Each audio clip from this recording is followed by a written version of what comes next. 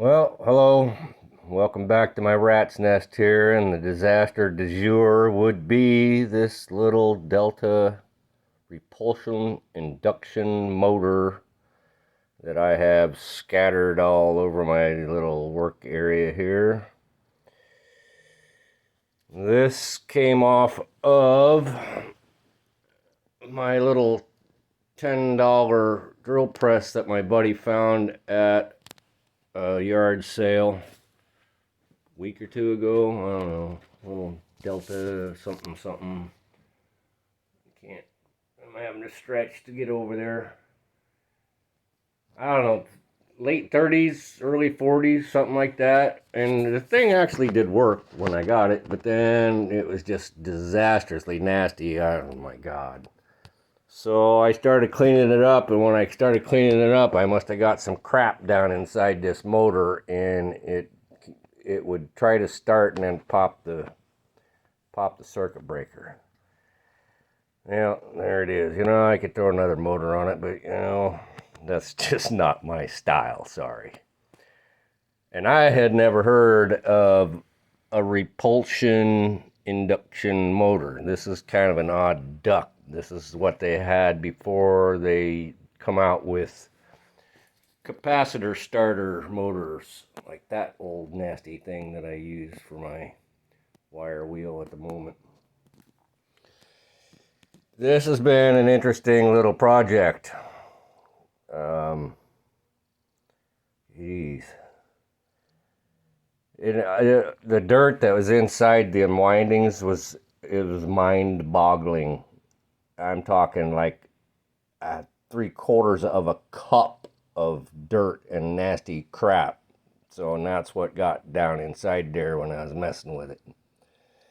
As you can see, it's all nice and shiny red.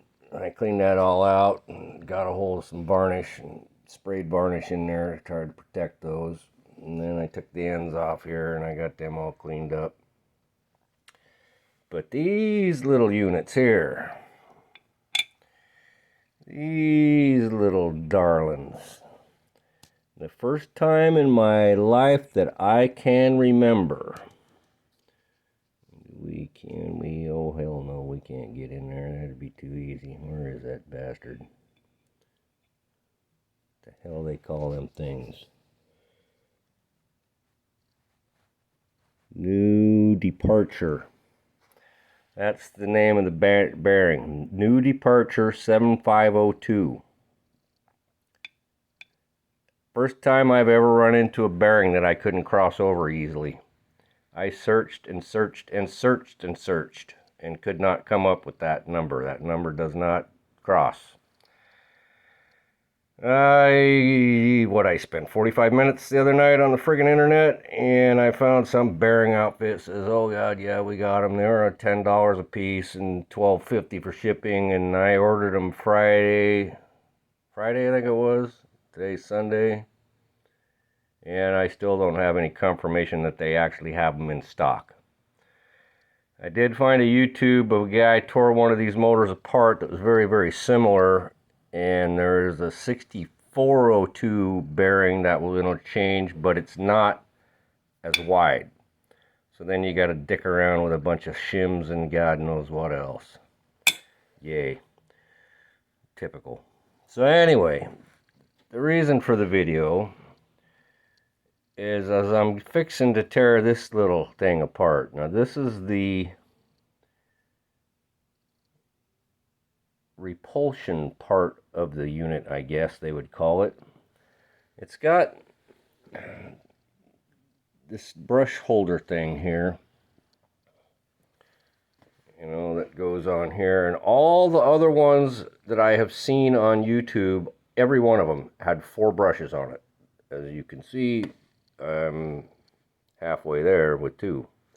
So I don't know what the deal is there, but the thing is that they put these on lathes and all kinds of different things back in the day, and you can move this inside this housing. There's screws that hold this plate in, and you can turn that and reverse the direction of the motor, which is kind of cool.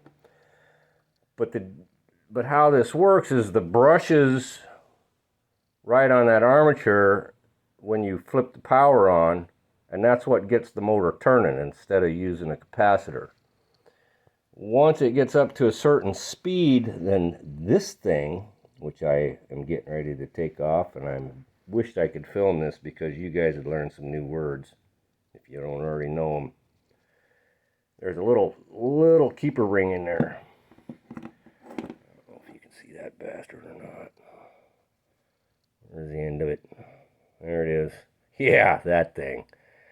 Yeah, so you got to pry that thing off and get it off of the shaft. And then this little piece here at the end, you can see them little, those are shaped like this. And and they go around, you know. And there's a spring in there that holds those in. Well, when that thing gets spinning fast enough, centrifugal force overtakes that spring pressure, and those little things come out like this and actually contact the inside of this. And when those make contact with that, that's when the induction takes over and away you go. So this here is just to get the thing started spinning, and then once you get fast enough, then it takes off. And it's a pretty slick unit, very intricate. And like I said, it did work until I started messing with it. But so I'm just kind of cleaning things up right now. These motors are pretty hard to find. Getting that pulley off was a real joy. That pulley has been on there since 1938 or 42 or whenever. Jesus God, it took me 2 hours to get that son of a bitch off of there. Heat, prying, hammering, everything else. But yeah, as you can see, I did win. And I didn't tear it up either, because yeah, you can find them on eBay if you want to pay for them. And I have found a couple of these looking around, you know, and not too bad of a price for just buying the motor. It's the shipping. Oh my God, the shipping's 3 times as much as the price of the motor. So here we are, playing with this crap as usual. So right now I'm waiting on these damn bearings. If I don't get a confirmation from A-Holes Incorporated about their bearings, then I'm gonna have to go get some of them 6402s, which I'm sure them are easy to come by. They're all over eBay, Amazon, and then come up with shims, because I'm gonna have to shim them inside that hole down in there.